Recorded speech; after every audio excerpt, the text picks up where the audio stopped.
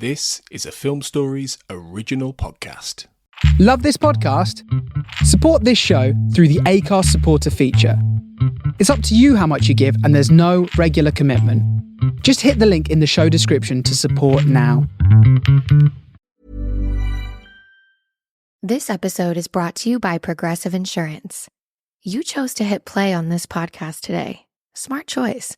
Make another smart choice with Auto Quote Explorer to compare rates from multiple car insurance companies all at once. Try it at progressive.com. Progressive Casualty Insurance Company and Affiliates. Not available in all states or situations. Prices vary based on how you buy. My dad works in B2B marketing. He came by my school for career day and said he was a big ROAS man. Then he told everyone how much he loved calculating his return on ad spend. My friends still laugh at me to this day. Not everyone gets B2B, but with LinkedIn, you'll be able to reach people who do. Get a $100 credit on your next ad campaign. Go to linkedin.com/results to claim your credit. That's linkedin.com/results. Terms and conditions apply. LinkedIn, the place to be, to be. Ready to pop the question? The jewelers at BlueNile.com have got sparkle down to a science with beautiful lab-grown diamonds worthy of your most brilliant moments. Their lab-grown diamonds are independently graded and guaranteed identical to natural diamonds, and they're ready to ship to your door. Go to BlueNile.com and use promo code LISTEN to get $50 off your purchase of $500 or more. That's code LISTEN at BlueNile.com for $50 off. BlueNile.com, code LISTEN.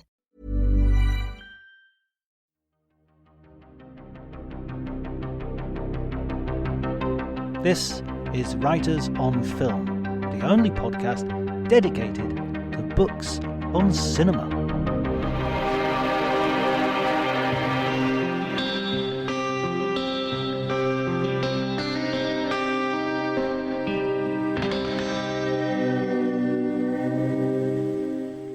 I just rewatched Pulp Fiction for the first time in quite a while. I picked up the new 4K disc, and guy looks fantastic. What? How does it hold up in terms of, how does it hold up, I guess? Yeah, it's interesting because I feel like that movie has aged strangely with me over the years. I loved it initially, and then I remember seeing it, and maybe it was just because there was too much reference to it for a while or something. And I remember I for some reason felt kind of sick of it. But watching it this time, I mean, it just felt fresh and fun and almost like the first time again.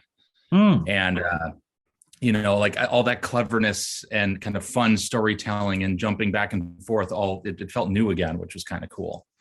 Well, that's interesting. I went to see it at the cinema like 2 or 3 times, I think, when it first came out. I was just absolutely bowled over by it. And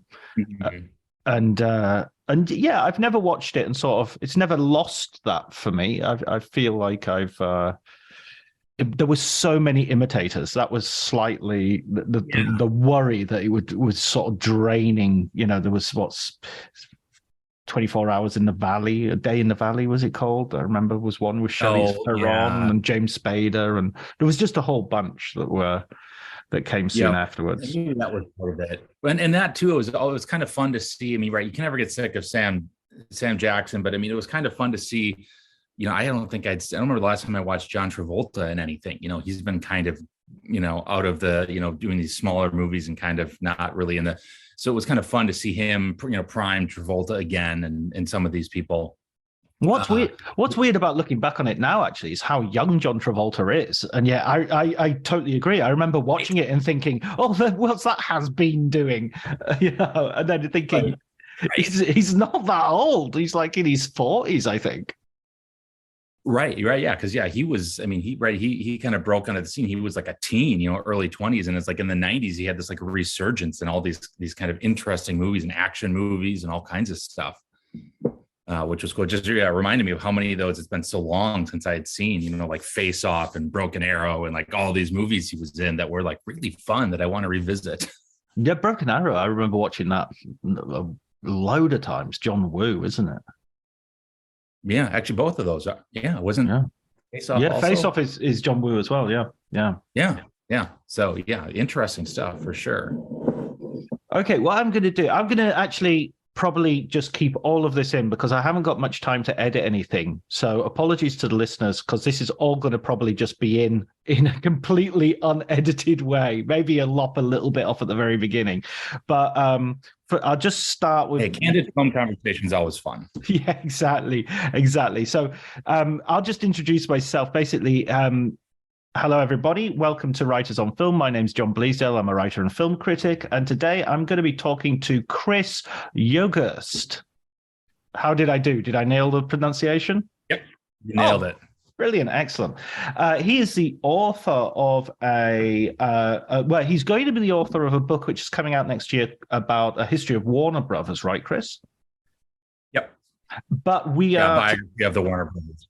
Brilliant, excellent. But today we're going to talk about a book that is already available and which I would highly recommend. Hollywood, right? I'm gonna gnarl the title, but it's Hollywood Hates Hitler. Yes, yeah, it's got a very long subtitle, and this was an incredibly difficult book to find the title. Just because it's, when people would say, "Oh, what are you working on?" And it's like, "Oh, a book about the 1941 Senate investigation into motion picture propaganda." It's like, I'm already out of breath. Like, what do we call this thing? Hollywood Hates Hitler just seemed to make sense because that's really kind of what brought all of this together.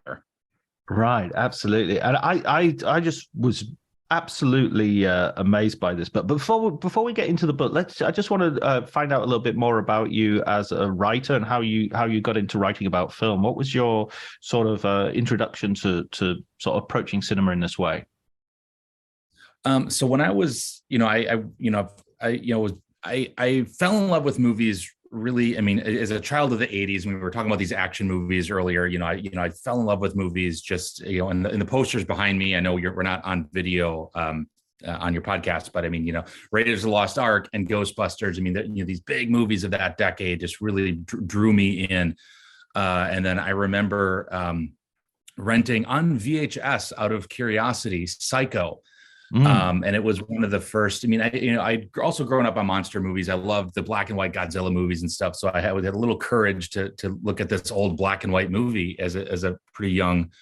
Yeah, how old? I don't know. I was probably 12 or 13 or 14, and I was just floored by this. This old movie that did not feel old. It looked old. It was black and white, but it did not. It felt as immediate as anything else I was watching at the time. And through kind of fast forward into studying film in college, I really got into genre and the history of genre and stuff like that.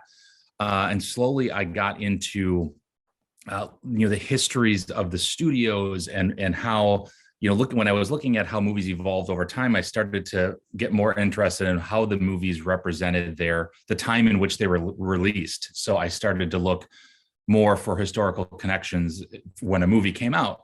And that really is kind of what led to, the kind of writing I'm doing now, where I'm looking at how movies are either representing or interacting with the history in which they're released, and which is exactly what we have going on with this book. And that's also what drew me to writing about the Warner Brothers, is because, a lot of people have written about the Warner Brothers studio as the movies that are, they're always ripped from the headlines. They're the very topical movies. They're the kind of gritty, real down to earth movies.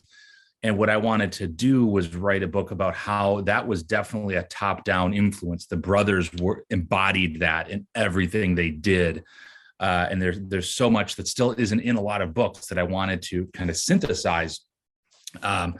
So that's really, I think, what draws me to a lot of the research that I do now is kind of a parallel between the history of Hollywood and just world history. Where did the movies come in pivotal moments, stuff like that. It's interesting as well. Reading your book, it was really interesting how there are these dominant personalities who really, as you say, have these top-down effects on the movies being produced. And I'm sort of thinking these days we don't really have that. I mean, Netflix makes decisions, and A24, and I guess with the comic book movies, you maybe have Kevin Feige as a sort of visible personality, but we don't tend to talk about studio heads anymore, sort of leading, leading the charge, leading the direction of the studio. That's true. That's true. And I think that's another reason I'm fascinated with this kind of history, because we have these larger than life personalities. And I mean, was it yesterday or the day before? It was Spielberg's birthday. There's a lot of talk about, we have a few filmmakers left that kind of have this influence. And, I'm just trying to think of, people that have come up in the last few decades. I mean, I guess, something like, with horror movies, you got like Jason Blum, you got these kind of, people who have kind of overseen kind of a large output of movies that have a very specific style. You know what you're getting into with the Blumhouse horror movie. But you're right. This is, it's more few and far between. Whereas, in the golden age of Hollywood, these personalities, they ran the show, right? They were everywhere, every studio, every independent production. And also largely across popular culture, the influence of, like with this book, these kinds of politicians and stuff comes across differently. I'm reading a book right now. There's this new fantastic book by Beverly Gage about J. Edgar Hoover. And it's absolutely fascinating how much influence and impact he had, and how, I always knew he was a larger than life figure, but not reading this book, I didn't realize how much I didn't know. And there's these monumental 20th century figures, and Hollywood was right at the center of a lot of it. I got a feeling when I interviewed George Stevens Jr. earlier this year. He's a guy who had one foot in Hollywood, one foot in Washington, and was complete. Yes. It was such an honor talking to him, because it felt like you talked to Kennedy and now you're talking to me. I mean, I'm sorry how your life has gone, but wow, what an amazing experience. Yeah, that memoir was amazing. It was incredible. There's a lot of parallels between that book and the Hoover book, in that every page, you just can't believe the next thing this person is tied to. And of course, George Stevens Jr. is a far better person than J. Edgar Hoover. I'll just clarify that. Two very different people. But yeah, and how modest he remains, George Stevens, right? I was put in touch with him. My editor at Kentucky was a friend of his, Pat McGilligan, and who you also interviewed. Yeah, so yes, Pat. Yes. And he put me in touch with George just to ask some stuff about Warner Brothers and just to clarify a couple things. And it's just, how incredibly just down to earth and modest he is. And when you read the stuff that he's done throughout his life, he's on a whole nother level. No, absolutely. He was wonderful. He was a lovely guest, but he'd listened to the podcast, which was sort of like, does not always happen. He was and was very, very complimentary about it. It was very nice. So I was lovely.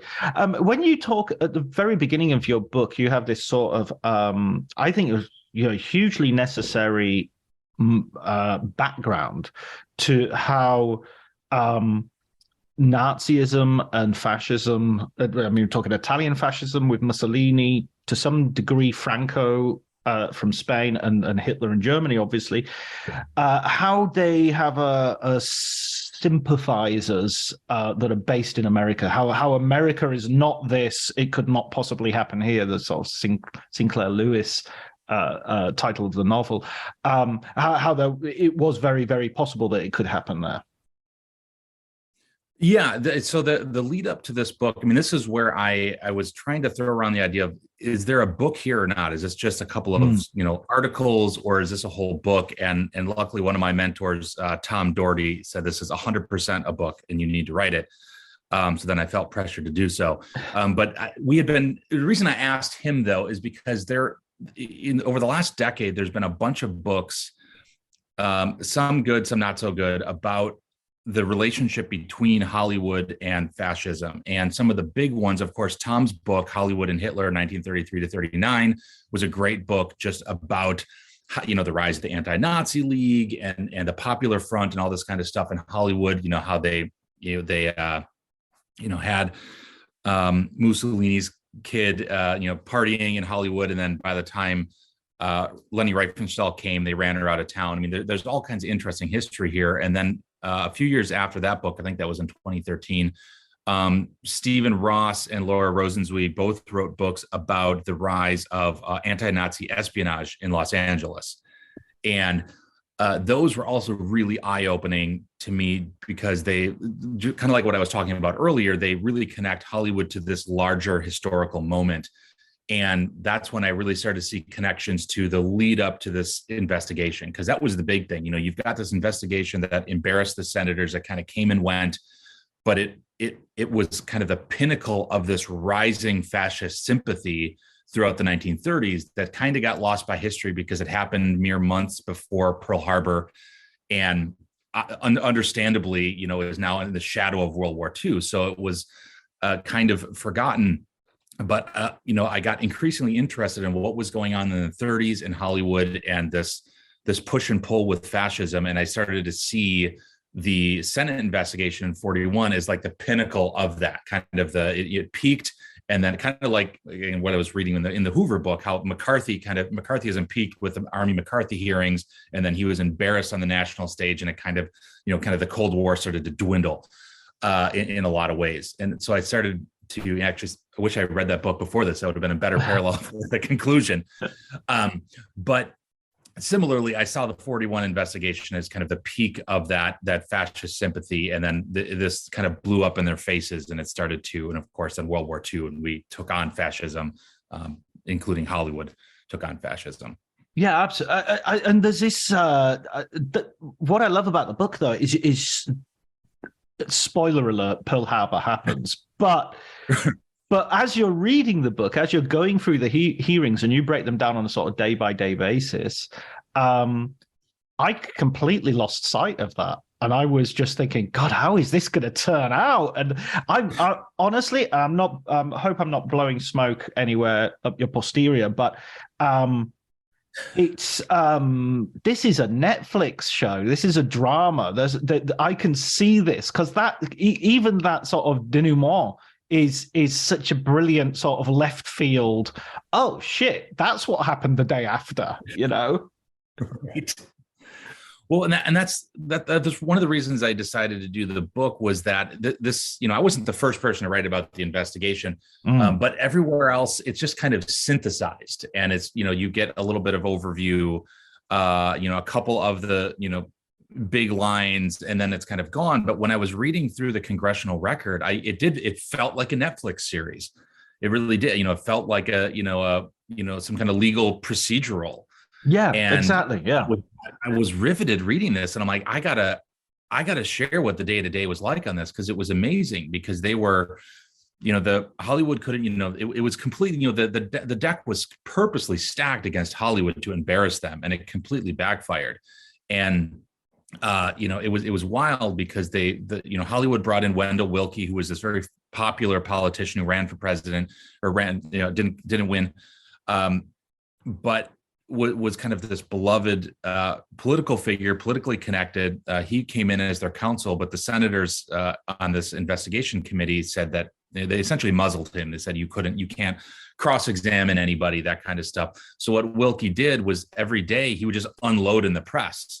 So you know, I was reading a day of investigation, then I would, you know, look up, you know, Hollywood Reporter and Motion Picture Daily and all this kind of stuff, and I'd be like, oh shit, wow, he is really laying into them. And this is, and then the journalists started doing that too, and it became funny, you know, which was kind of perfect because it's such a frustrating subject to have this kind of laughter. Because I went to the National Archives to dig around in this, and I remember when the archivist emailed me, I had emailed asking, you know, is there anything on this, you know, surviving documents of this investigation? And after a while, they emailed me back. They're like, we found about 1,000 pages, but the bad news is it's all disorganized and out of order. And I said, well, that's fantastic. That means nobody has looked at it yet. And virgin snow. Right. And reading through it, I mean, the fan letters in there, some of them I put in the book are just depressing. I mean, the amount of people that are writing into the investigation saying, yeah, you're finally going after the Jews in Hollywood. It was disheartening for sure, which is why, you know, once you read Willkie and you read Drew Pearson and these people in the press just pounding the senators, it's a breath of fresh air. And it's like, okay, so this wasn't just unanimously accepted. there was definitely some turning points. By this time, we knew what was going on in Europe. We knew what was going on in concentration camps. This stuff was all over the national press. So the senators clearly could not read the room. They thought they were going to, they really thought Gerald Nye, who helped really put this together, really thought this was going to be a slam dunk, that we're going to embarrass Hollywood on the national stage and we're going to ruin the film industry by showing that they're trying to push us into war with these anti-Nazi movies. But the exact opposite happened, which is what made this kind of, after a while, as frustrating of a story it is, it became really fun to write because it did not turn out as they had hoped. It's kind of a really interesting corrective as well, because I think the idea that we have of Hollywood is very much colored by the McCarthy hearings, and the idea that they had this one moment where they all flew over there. Bogart flies over with all Charlton Heston all as a bunch, and then they completely fold because the Hollywood 11 or so, their tactics are muddled, and well, there's a whole industry of books about that as well. But here you have a situation in which Hollywood didn't fold. And yes, they were, who knows what would have happened if it had continued and Pearl Harbor hadn't happened. And, we have seen very bad arguments win regardless of how stupid they are. But in this situation, I came away with like a respect for elements of Hollywood. Like, Warner comes over as, in this situation, in this case, kind of quite good, quite very good indeed. Oh yeah, Harry Warner he is an absolute badass. So my Warner Brothers book, that started as a project I was just going to do a biography of Harry Warner, because I'm like, people need to know more about this guy. He is incredible. He's the exact opposite of so many of the Hollywood moguls that we kind of love, but also don't really like how they acted in their personal life. Like, he was the real deal. He was a real dude. He was a respectable guy. And it was actually Pat McGilligan who had said, you need to do all of the brothers because we need to deep dive. And I was like, oh, that sounds like a lot of work. Fine. But it's interesting. You bring up the HUAC stuff in the 40s and 50s, and yeah, Harry Warner, he dismantled the senators in this instance. And when the House committee comes, one of the things I found out from my book is that Harry told me, so it was Harry Warner this time. It was Jack Warner with HUAC. And when the House came after Hollywood, Harry Warner said, don't even give them the time of day. Don't waste your time on this. I mean, he, after dismantling the government accusations in 41, he didn't take any of this seriously. And, he was older by then and was like, I'm not even going to give this the time of day. And sadly, Jack goes in, and he was not nearly as politically savvy as his older brother. So, he didn't really do the studio or the industry any favors, as we know, like you said, there's an industry of books about this. But this is an interesting precursor, because Hollywood actually stepped up and defended themselves. And I think they could have done that, reading through all of this, when the blacklist era and you read through what happened in 41, it's kind of hard not to think that they could have done a better job defending themselves against HUAC, although the communist fear was probably greater. The social political anxiety was definitely greater. So I don't want to discount that post-war fact. But it's still, when you read the stuff in 41, it's easy to start thinking strategically of things they could have done differently in 47. Right. And definitely not cede the whole idea that anything that looks like dealing with social issues is commie propaganda, which was which damages the film industry as we go forward and the way we tell stories and limits it. So prior to all of this, you have a number of films which are produced of a sort of, as you say, sort of anti-Nazi, and this is obviously prior to America's entry into the war, and there's, as you outline, as a strong isolationist bent which is opposed to these. So what were those early films, and what was their impact on audiences?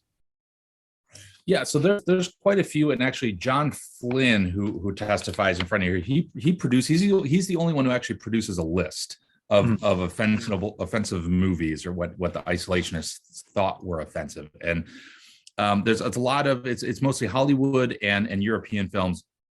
But some of the big ones, of course, I mean, sticking with Warner Brothers, I mean, Confessions of a Nazi Spy is probably the biggest one, because that one really broke the dam in terms of, there was the production code that didn't allow movies to ridicule other religions and nations. So that was one of the problems that, some people have unfairly criticized Hollywood of, why didn't you go after the Nazis sooner? It's like, well, they kind of couldn't. There was this production code that recently got reignited, got new teeth through Joe Breen, and they would be in a ration of shit if they started going after other nations.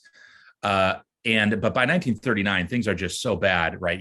Following Kristallnacht, and you've got so much going on, invasions left and right, that the Warner Brothers just said, screw it, we're going after the Nazis. And in their true to form ripping from the headlines, you've got the Leon Theroux exposing the Nazi ring in New York, I believe. So they're just ripping from the headlines. They're not propagandizing anything. They're just making a story like they've always been making stories. So Confession of a Nazi Spy was huge, but there was a whole lot of other ones. I mean, another favorite that's gotten a lot of play in the last couple of years is The Mortal Storm, MGM's film with Jimmy Stewart, which is fantastic. And that one almost is probably maybe the best of these, because it feels very current, at least in this country for sure, because you've got a character who is growing up, coming of age, and all of a sudden society is split between kind of the fascists and the not fascists, and you have the fascist sympathizers starting to see their friends and colleagues and teachers and family members who aren't on board as enemies. And it feels, we see the rise of polarization in that movie, and it came out in 1940, and it feels like it could have been made yesterday. So I feel like that movie has gotten a lot of attention, justifiably. But you've also got Fritz Lang, Mad Hunt, great movie about the guy who gets caught trying to hunt Hitler. The Man I Married, Four Sons. What else is in here? It's been a while since I've watched some of these. We've got the Chaplin, The Great Dictator, which is which comes up as well in hearings. It comes up, and what's fascinating is they keep threatening to subpoena Chaplin. And I wish they did, because he would have made mincemeat of these guys. He would have done even better than Harry Warner. They kept bringing him up, and what's telling, every time they bring him up, or quite often, they keep pointing out to, if they bring up the Great Dictator, they talk about it as being an awful movie, but then they'll also point out that very directly that Chaplin is he's not from the U.S., right? And you start to see the xenophobia come out, and then at one point they say, I'm trying to remember who says it, but they basically say, yeah, he's not only is he not from here, but he's been living here for a while and hasn't pursued becoming a citizen. So they're always just leveling this kind of suspicion of anybody that they can. And they do this so often throughout the investigation that one of the great lines in this whole thing is when Daryl Zanuck comes to defend, he opens his whole thing by reminding everybody that he's actually born in the U.S., so they don't have to be afraid of him, because all these other moguls that they brought are all these European-born immigrants. So when Zanuck comes up, he basically, it was just one of those reminders that, like, yeah, they know what's really going on in this investigation. This really isn't about movies, is it? It's about foreigners pushing us into a war. So Zanuck calls them out pretty directly, and it's pretty awesome.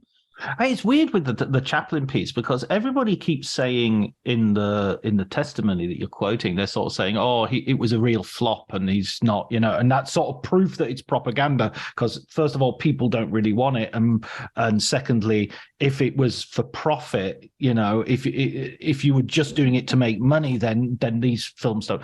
But The Great Dictator, well, it wasn't a flop at all, was it? I thought it was quite a huge hit for Chaplin. I thought it was like one of his most commercially successful films. I think so. I don't remember precisely either.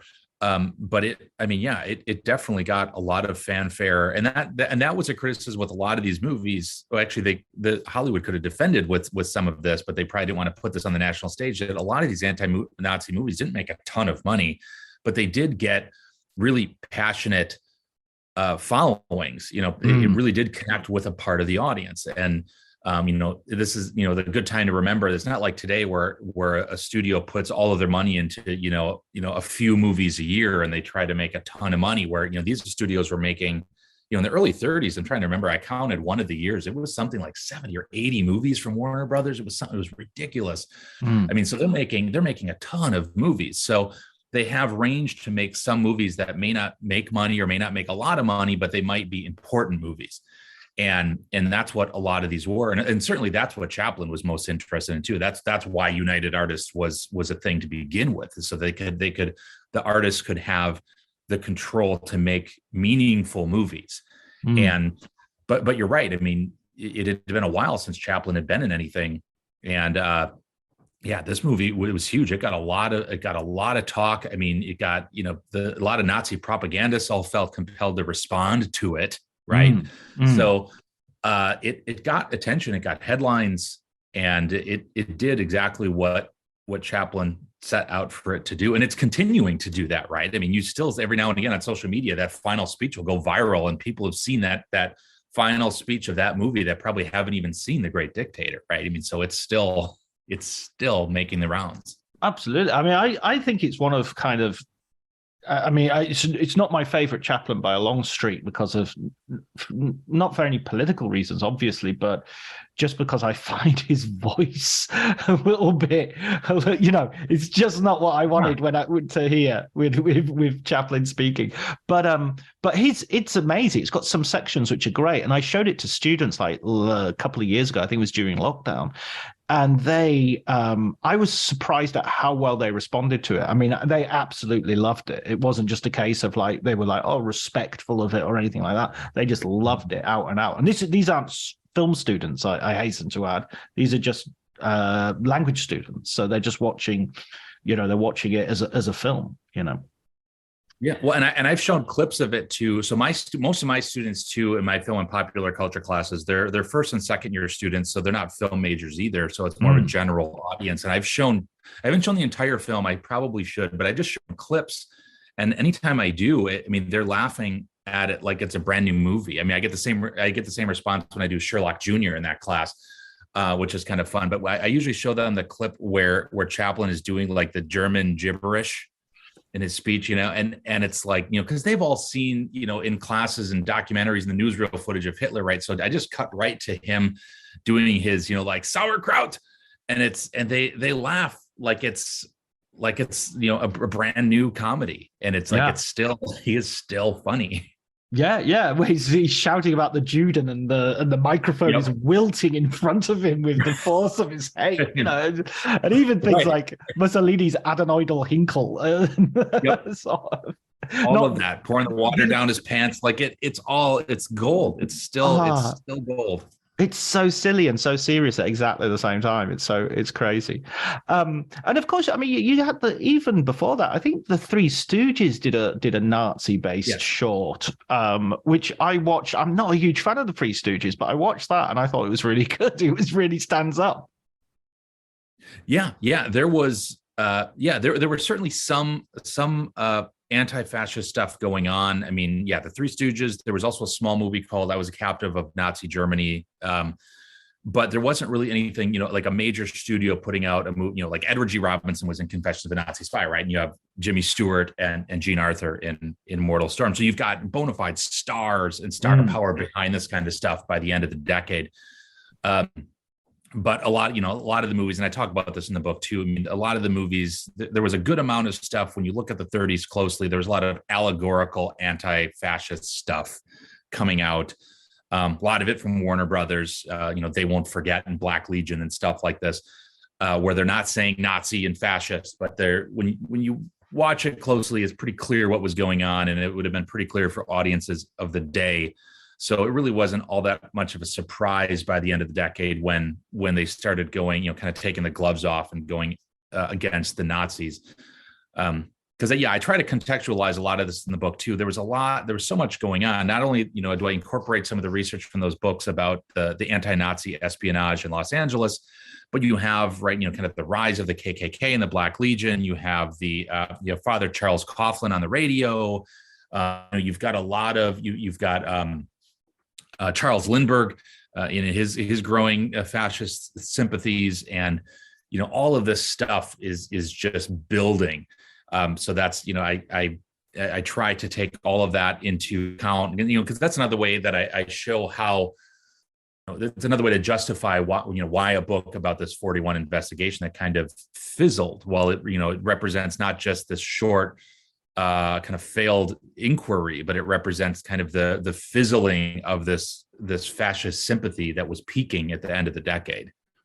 Yeah, absolutely, and I think it's very that in some ways was one of the most powerful moments in the book. Was that those introductory chapters where you're making this point that look, the thing that we're living with today has kind of always been there, and I'm not even sure. It fizzled on the national stage, but I'm not sure it ever goes away. It's just sometimes it allows itself to speak out loud, and other times it couches its arguments in somewhat more coded language and dog whistle racism and anti-Semitism, as you refer to. Black Legion, by the way, Humphrey Bogart. I think that's a film ripe for rediscovery, because it's one of his best sort of pre-Casablanca movies. Yeah, I think it's one of his most powerful movies. I mean, it is just, that movie packs a punch like you just can't. It's hard to describe. It's so good. It's almost hard to describe. I mean, it tracks with so much. I mean, yeah, you've got this. I mean, for people who have not seen it, I mean, you have this factory worker who is, he's up for a promotion and he doesn't get it, and he's looking for answers, and he starts listening to this radio preacher, which is very much like Charles Coughlin, who starts going on about his bigotry and his xenophobia and all this kind of stuff, and he starts to make accusations about this guy that he knows that got the promotion because of his big nose, right? So therefore he was Jewish, right? They're playing on the stereotype. And then he joins the Black Legion, which is this KKK-like group that was in reality growing in the Midwest. And we see this trajectory of this person who is radicalized, found answers for the frustrations of their life in this growing national racism and prejudice. And it is a powerful movie. I mean, and the reviews at the time were it's like everyone knew that this movie, like, wow, I'm surprised that movie didn't make him an A-list star. We had to wait till Maltese Falcon and Casablanca, because this movie just was really, really incredible.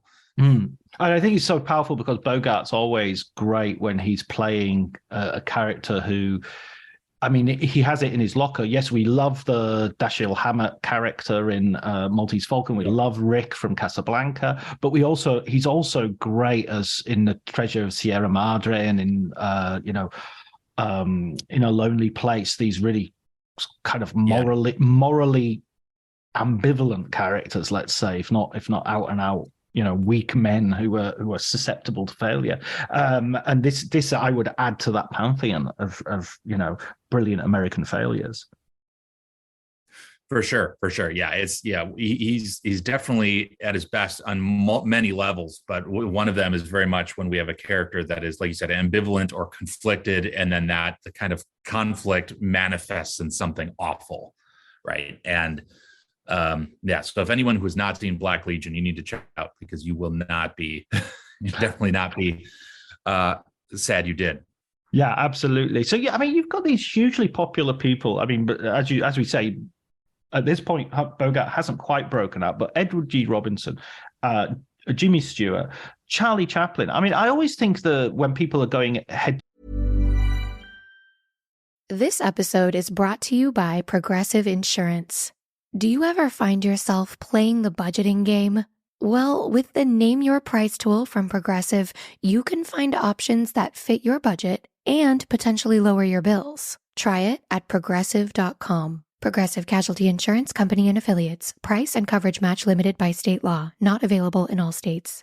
My dad works in B2B marketing. He came by my school for career day and said he was a big ROAS man. Then he told everyone how much he loved calculating his return on ad spend. My friends still laugh at me to this day. Not everyone gets B2B, but with LinkedIn, you'll be able to reach people who do. Get a $100 credit on your next ad campaign. Go to linkedin.com/results to claim your credit. That's linkedin.com/results. Terms and conditions apply. LinkedIn, the place to be, to be. Head with Charlie Chaplin, it's kind of like, why are you bothering? This guy's a massive superstar. I mean, the people love him. You know, it just seems like you're on a hiding to nothing. Yeah, it's like when, I don't know, nowadays when somebody sort of starts criticizing Taylor Swift, or do you know how many people you're just going to piss off with that? You know, don't even open that can of worms. Exactly. She's great. Not worth it. She's great. Let's just say she's great and leave it at that. Yeah, so I mean, I don't know if there's this sort of populism which is very anti-Hollywood, sort of from the get-go, right? There's this sort of like, you know, these guys don't live. They live on the West Coast. They're nothing. They're mostly foreigners. They're nothing to do with true American values, and the war. I mean, to begin with, that. How can that be true when so much of the product that Hollywood is making is being watched 2 or 3 or 4 times a week by everybody? Mm-hmm. Yeah, what we're getting at here is really good, because there's this strange undercurrent of like Hollywood movies are so popular, right? And you know, you've got all these, you know, a range of socialists. I can't talk. It's too early. I haven't finished my coffee yet. A range of sociologists, you know, have guessed, you know, anywhere from like 50 to 85 million a week, right, we're going to movies. So it's but that's also one of the reasons why these senators saw it as a threat. And so like the second day, I'm trying to remember who it was now, again, early here. I think it was Wheeler, or I was Clark. Yeah, Chin right. Clark, Bennett Chin Clark. He testifies, and he makes it very clear that one of his issues with Hollywood isn't necessarily the anti-Nazi movies.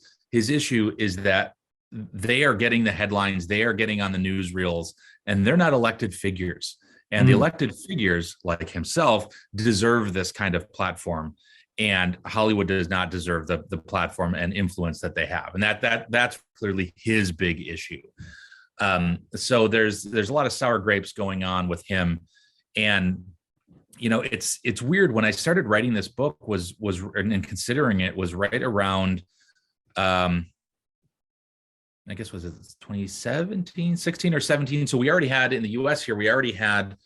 You know, the America First movement and all this kind of stuff. And I'm reading about the America First movement in the 30s.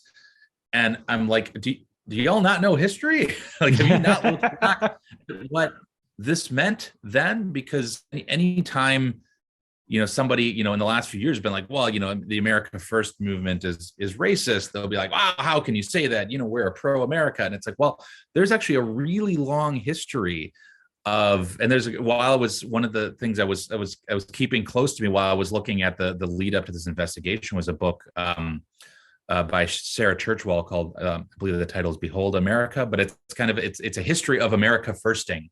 And it's fantastic because she tracks it basically from like the 1920s to Donald Trump. And that was one thing I didn't really want to do in my book. I'm like, you know, if I start in the conclusion, start saying like, oh, Trump is doing this now, then it's going to timestamp this thing. Because it's not just that, you know, it was easy to make those parallels when I was writing. But this is something that isn't necessarily just a Trump thing, or it's something that comes up on and off throughout history. You know, like you said, these things kind of come up, they never really go away, right? They kind of, they come, if all goes well, if they come to the surface, they get their ass kicked and they go back down. And that's what happened in this case. And we're kind of in the middle of this maybe happening again in the US. Yeah. But you know, this happens on and off throughout history. So there's a lot of, you know, I kind of look at this book more as a kind of an overview of things that have happened, but also kind of a warning, kind of a playbook of what to keep in mind when these things start happening, because generally what happens is these movements can't, the true colors come out eventually. They cannot withstand the criticism. People realize what's really going on, and it starts to go away. And so that's me trying to be a little bit more of an optimist with this, instead of going right to the fear mongering. Is that, and that's what I kind of conclude the book, is that anytime this happens, especially when there's pushback against popular culture, eventually the ignorance becomes clear. And in the beginning of this investigation, Gerald Nye, who helped put this all together, America Firster himself, hadn't even watched any of the movies. Yeah. The first day. What a twist. I can see the Netflix series right there, that being like one of those moments where people go, what? And then one of the senators is actually saying, why don't we just watch some of the films? Let me just have a break, watch some of the movies. Yeah, it was Senator McFarland, Ernest McFarland, they brought in as a junior senator, thought, oh, this kid lawyer from Arizona, he'll just, he'll follow all of us veterans. And no, he's just a good lawyer. So he's going to be like, let me just fill me in here. I'm not a movie guy. He asks honest questions, and he basically ruined the investigation on the first day. And he's sort of saying, well, so what? How would censorship work then? How would we do it? If let's just assume for a second that there is this propaganda that we don't want to have out there. How would you legislate for it? Without contradicting the First Amendment, and it just baffles everybody in the committee. Right. It doesn't matter that they muzzled Wilkie, because they had, even Drew Pearson and the Hollywood Reporter is even saying that McFarland has become the best ally Hollywood could ask for, because he asked the real questions, and they're just real honest questions. He's not necessarily defending Hollywood. He right in the beginning, he just said, like, I don't watch a lot of movies. Can you just fill me in on what are the problems with these movies? And I can't answer it. And throughout the whole investigation, he's like, why don't we stop and watch the movies first and see if there's any problem with these? And near the end of the investigation, McFarland gets so frustrated, he just walks off. And he's like, I'm done. You guys are stupid. This is a waste of time. So he leaves, which is kind of, and again, that'd be another great moment on a TV series. This big character just walks off the set, walks out of the courtroom, storms out, because they're just, and then this is where, again, we keep talking about how Harry Warner, so the first day, Nye says, it's shown that he has not seen any of these movies. And then Harry Warner brings to the stage a letter from Gerald Nye from 1939, talking about how amazed he was to see Confessions of a Nazi Spy, and it made him proud to be an American, and we need more movies like this. And and that's where it was great to read the press, because they were all talking about how red Nye's face became, just embarrassed, and it really felt, if it wasn't done then, it was definitely done. He nailed the coffin shut then, even though they had a couple more days of kind of really sad, embarrassing proceedings after that, but it was pretty much done as soon as Harry Warner read that letter. And you also have one of the things that's interesting, and I think that's where HUAC comes in as a sort of as what is essentially sort of like a continuation of these hearings to some degree, but with a boot very much on the other foot in terms of the strength of not the strength of the case, but the strength of feeling and what have you, is that there are figures within Hollywood who are like gossip columnists, or there's a radio critic that you quote extensively who is testifying, and there's a real sense of like, here's an opportunity for, well, I mean, I always think of Ronald Reagan as being slightly in this category, as someone who's not really good enough to make it in Hollywood, but is prominent enough, so he'll use his platform to sort of forward his political ideas in a way that they're criticizing the left for doing, but he'll do it in a much more sort of like a way which is much friendlier to the establishment. For sure. And then, you're talking about Jimmy Fiddler, who, he testified, and he was really good at, and this is where Senator McFarland, again, he just made it clear that Fiddler was just good at making himself the story. Right. And, he pushed himself to get invited to this party because he knew he would be in the headlines, even though, anybody today, I didn't really know much about Jimmy Fiddler. Actually, I can't even remember if I'd even heard of him until I started researching this. So he was very much on a journey for attention. Just like another radio personality that there isn't much on. I mean, I found some stuff, but there's probably still more work to be done on G. Allison Phelps, who was on the radio in Los Angeles, and was from all accounts seems like an absolutely batshit crazy guy. Writing these anti-Jewish pamphlets and spreading them all over Los Angeles and stuff. And I've come across these pamphlets in a couple different archives. I'm surprised they didn't bring him in either. But they definitely had a lot of his writing as ammunition, I suppose, for this. And you bring up kind of comparing the HUAC to this. I mean, of course, the difference is one is the House committee, one's a Senate committee. But the reason this one got justified is because they ran this through, which is actually kind of smart way to get it justified. They ran it through the Interstate Commerce Committee. So they were able to investigate an industry in how it was making money. And whereas, so there was a lot less room to justify the prejudice, even though they tried to get it in there. Whereas the House Un-American Activities Committee seemed to be just born of that, right? It was it was clearly just a witch hunt to smoke out any, left of center sympathies, and brand anything as communist that you don't want around. And maybe part of it is they learned from the embarrassment of the Senate investigation, and they realized, we got to get on the fear tactics a little harder, a little sooner. Otherwise, they're going to have to answer tough questions that they can't answer. Right. Which is why this one fizzled. Right, absolutely. Have their, sort of prepare the ground much better. And of course, history, the context is different. As you mentioned earlier, there's the wind at your back is different here to what it was come the Cold War and the post-war sort of situation which HUAC faced. When you were working on this, were there any sort of moments where you were sort of genuinely surprised? What was your sort of discovery that you thought, wow, this is something that I've never heard before? Oh, that's a good question. Well, I mean, a lot of the testimony was just wild.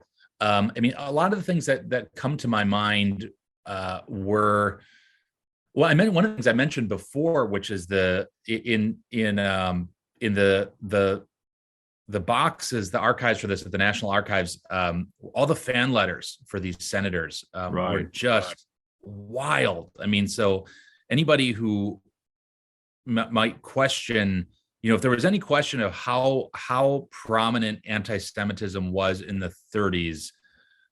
There was no question after that. And it was one of these deals where it's like, I was writing this book for a lot of reasons. I was passionate about it. It was fascinating history, all this kind of stuff. And then I got to a point where I started reading these letters, and then I'm like, okay, I'm writing these letters because fuck these people. It was like, it was, I mean, one of them, one letter after the other saying, you're finally going after the Jews, and thank you for a question, for tackling the Jewish question. One woman actually wrote a letter, and she included in it what is called, and I knew nothing about this until I found this, but it's called the, apparently there's the Franklin prophecy. So there's this, it's this fake speech that Benjamin Franklin supposedly gave at the Constitutional Congress, where he was arguing to write the Jews out of the Constitution.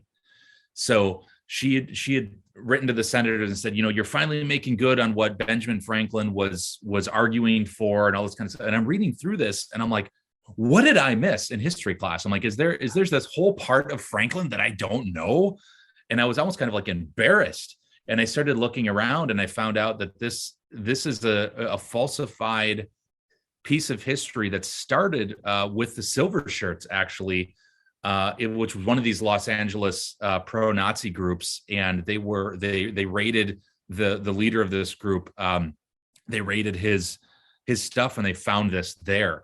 And so he had been using it to propagandize against the Jews. And apparently it's still used today, like in the Middle East and stuff. Apparently it's still floating around. Oh my God. So that was a big, like, wow, what the hell did I miss moment. That just shows you how pernicious this sort of shit is, because it's like, who are these elders of Zion I keep hearing about? Where are they from? It's like, oh wait, okay, I'm okay.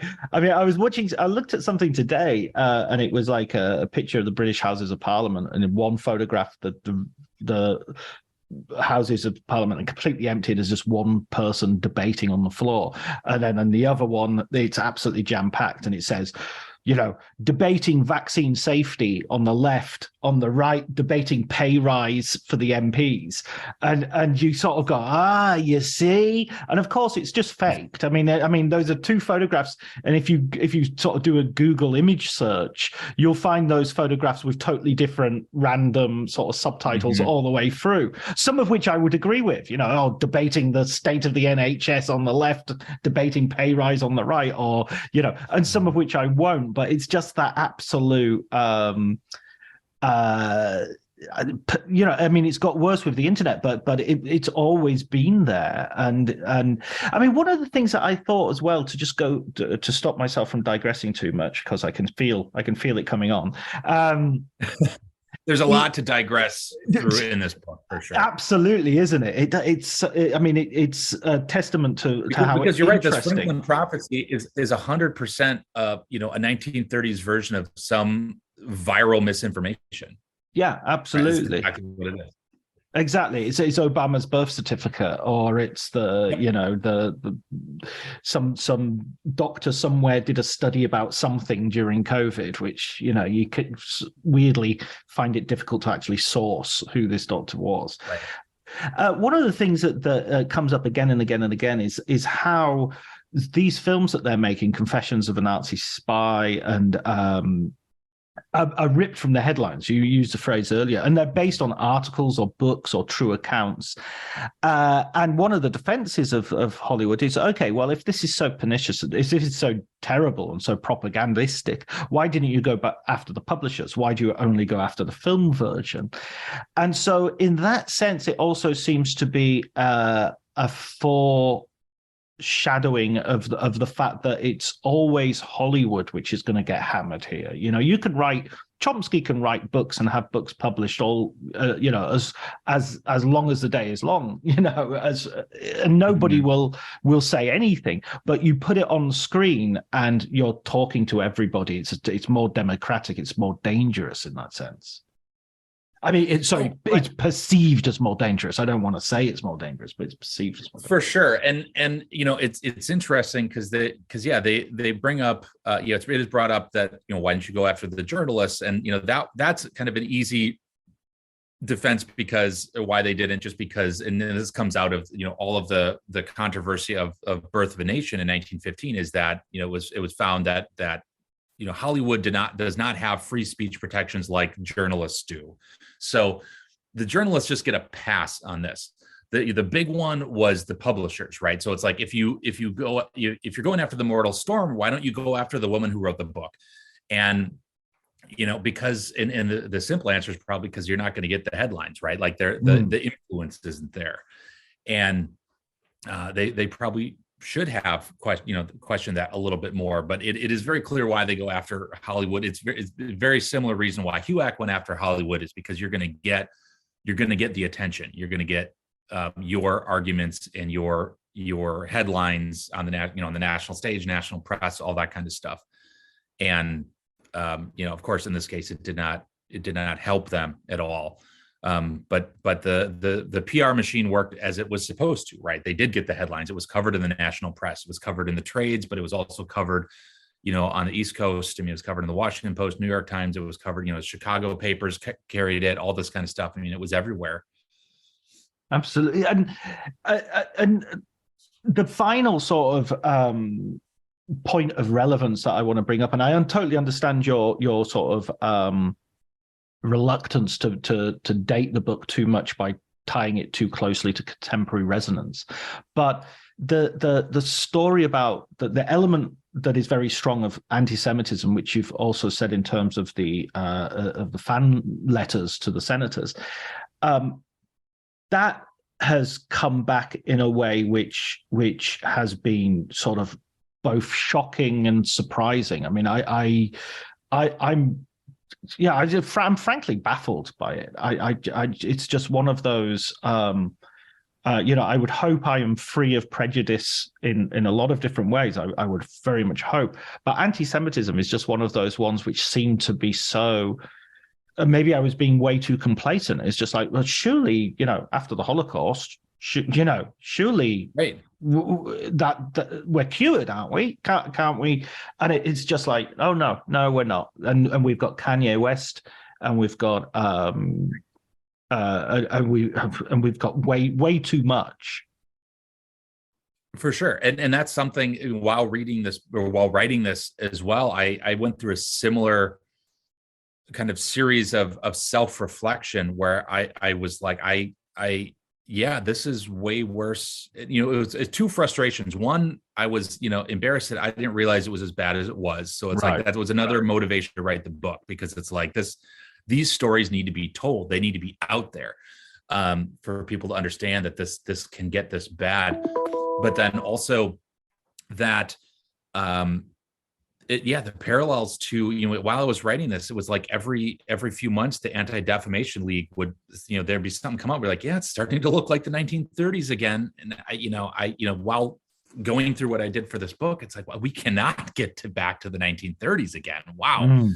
But right, in this country, we got the shootings at synagogues and all this stuff that's going on. And it's just, it's absolutely ridiculous. And it's so deep seated.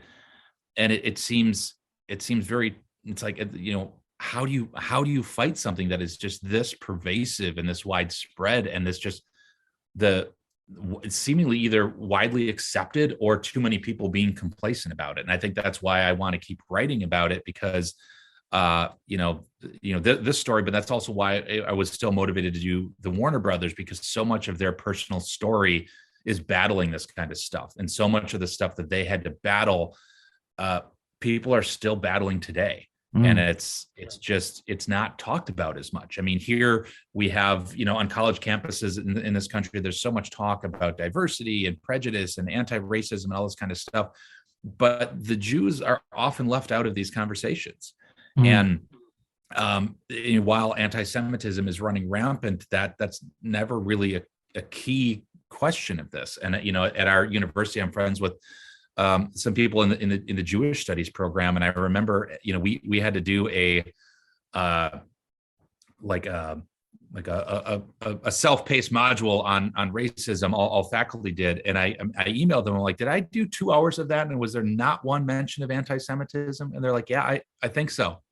And it's just like, this is where you start in this. Now it's systemic, right? Like it's that same kind of complacency. I don't necessarily think my superiors down at the main campus are necessarily anti-Semitic, but I think there is this kind of acceptance that maybe, right after the Holocaust, right? Like this is not, maybe it's not a thing anymore, but right. You start asking our friends in Jewish communities, and they'll tell you very quickly that it's not only is it bad, but it never really got better either. Right. Again, it's like that thing of it sort of, people become a little bit more polite, but they're not necessarily, those attitudes are still sort of simmering away in right. And this is where a movie like Gentleman's Agreement is still so powerful, right? With Gregory Peck, where it's like, we haven't really moved on from that. Like, so you watch that movie, it's like that stuff is still happening today.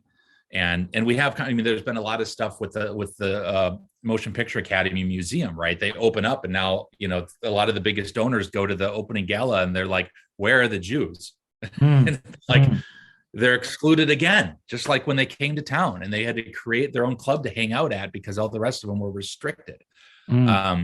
It's yeah, so a lot of this stuff, on just a wider scope was just eye-opening to me that, the more I looked at what was going on with this investigation, the same things were popping up seemingly everywhere around me. Absolutely. And but don't worry, Dave Chappelle's on the case. We'll be fine if his searing edgelord commentary can save the day.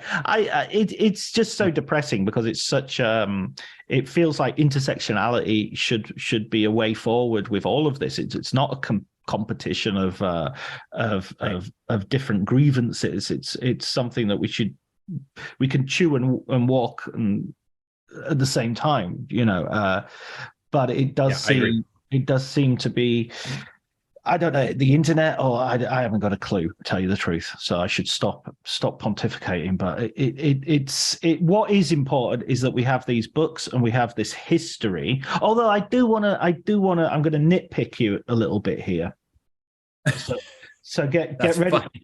Get ready to defend. Fine. Get ready to defend yourself.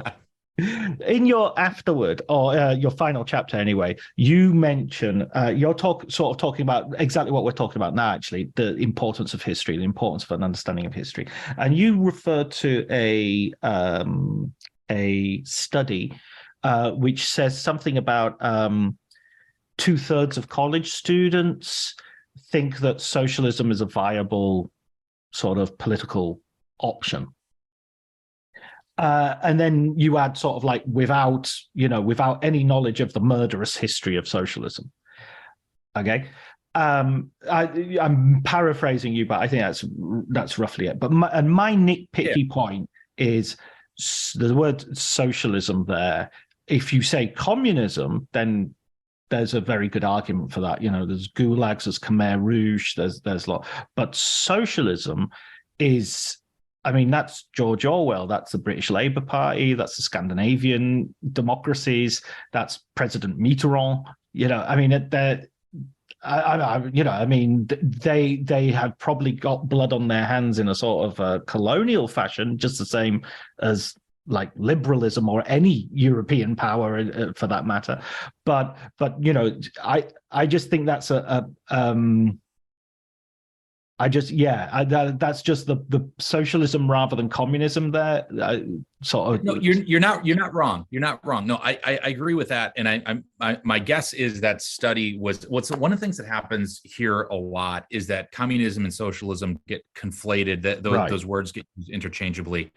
And what I'm guessing, my intention here is just more, and when this is talked about here, and this is something that I'll probably do a second edition of this before too long, and I'll probably expand the conclusions. I'll expand on some of this stuff as well as probably do a preface about all the Anti-Defamation League numbers. But the way these conversations, the way I have seen them usually come up, the reason socialism is used is because it's seen as, you're right, like the murderous history is communism, right? But the talk of socialism is seen as like the conduit to communism and the murderous history. So that's kind of where it is, or at least what I meant with what those studies are trying to say. Even though you're right, there's a difference here. It's just, it's a kind of leftward thinking that one goes too far, it gets to that ugly history. But that probably should be elaborated and explained more effectively. Yeah, I don't want to. It literally is like one word that I'm in the whole book that I'm. So I don't want to. But I'm just thinking, like, the Mensheviks were murdered by the Bolsheviks. It wasn't like the Mensheviks necessarily opened. You could argue they opened the door for the Bolsheviks, but they were kind of murdered by them. So it's. I don't think it's the Mensheviks' fault that happened. No, I completely agree. There could be an additional sentence clarifying that trajectory, but that's usually that's where my mind was anyway. Right. That's where these conversations happen here, and that's kind of the trajectory. So I was just kind of assuming that. that everybody knows that, which I probably shouldn't assume. So no, but this is the thing. I think that's what the reason I reacted to that was just simply because I really like this book. I found it such a fascinating read. It was really new to me, this whole story. And as I said right at the top, it just reads like a thriller. It has, and it's got so many great moments, so many great beats. So we've got Bryan Cranston is going to play the lawyer who goes outside and does the. Have you sort of written a treatment and sent this off? I haven't, and I probably should, because multiple people have mentioned this. Well, and it's actually the book was used. Anthony Marra just wrote a book called Mercury Pictures Presents, and which is kind of a fictional history. And he had read my book, and I've since got to know him through this. But he wrote a book about a studio head at a difficult part of his life and in history. And the background of this book is the Senate investigation. So he used and actually cited his sources, which is why I found out. So it's a fantastic book that kind of plays with this. It shows how this could work in a kind of a fun narrative sense. Yeah, I think you should definitely get your agent onto that, and or Patrick. Patrick will know someone. I'm sure he does. Oh, George, get George to do it. George, there you go. I'm sure he could pull some strings. Oh yeah, he knows that. He clearly knows and has known everybody. Absolutely. I've absolutely adored speaking with him. Listen, there's one last thing, Chris, that we have to do, which is, and this is going to be the last episode before Christmas. So never has the recommended book had such weight. So I want you to recommend a book for our readers, for our listeners, sorry, and readers, obviously, because if you're listening to a podcast called Writers on Film, you must be readers. So what book would you recommend to our listeners? A book on film? A book on film. Well, I was going to say, I've already kind of sung the praises of that J. Edgar Hoover book, which has a lot of parallels to this kind of history. So.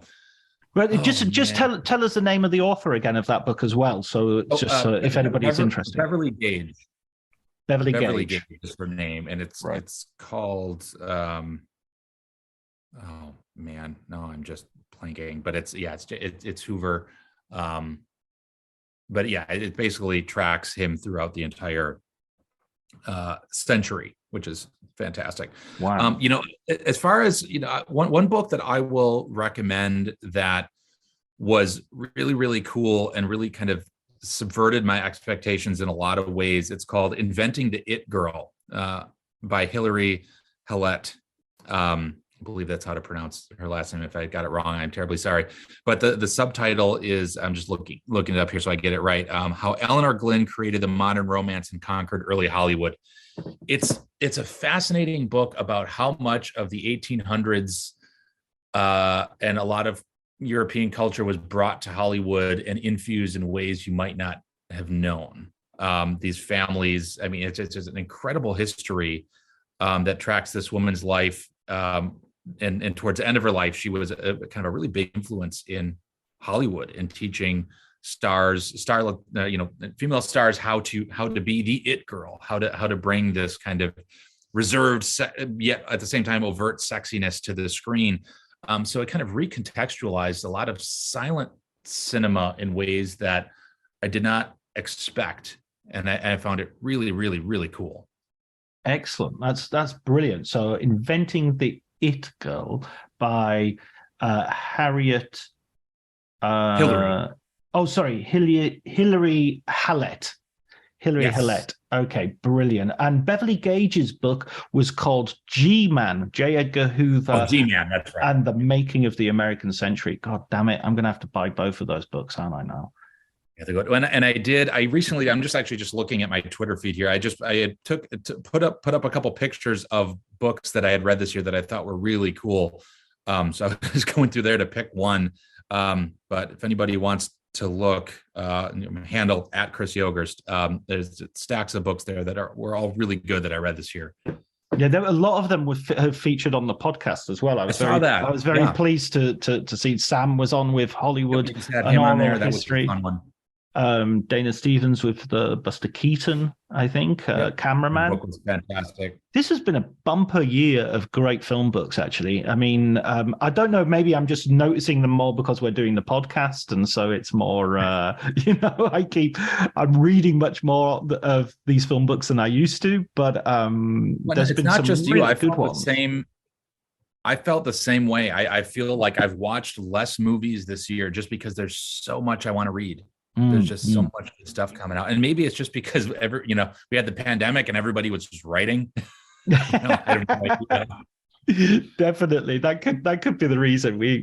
But it gives me. I mean, that's the perfect combination for me is books and movies, because every time I read a book I want to watch more movies. Every time I watch movies I want to go to the book and find out what happened, so like, for instance, on my watch list from your book is The Mortal Storm, which I've never seen, and I've never seen Confessions of a Nazi Spy. So those are two films I'm going to hunt out and watch. Mortal Storm, like I said, is gonna hit like a ton of bricks. Confessions of a Nazi Spy is very much it plays like a newsreel almost. There's a lot of narration.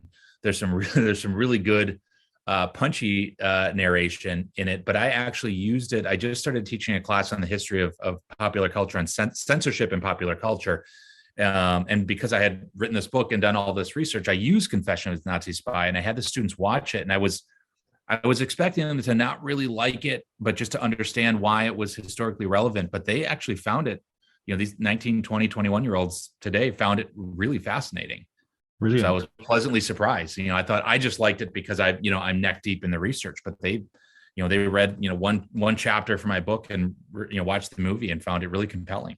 Wow. Yeah, I mean, never underestimate students. That's my mantra, because they're always smart. They're smarter than you think. Definitely. There are a few idiots, but that's just life. Try not to say it in class to their face. That's no, never. That would be inappropriate. Brilliant, Chris. Listen, it's been an absolute pleasure talking to you. I loved the book, as I've already said several times, and I think this is I think this isn't the last version we're going to see, and I don't think this is the last. We're going to see this in something else, a documentary or a drama or something. I hope so. So all that remains for me to do is to thank for the music, Elliot Atkins, for the artwork, Ali Howard, and I will see you all after Christmas. Take care of yourselves.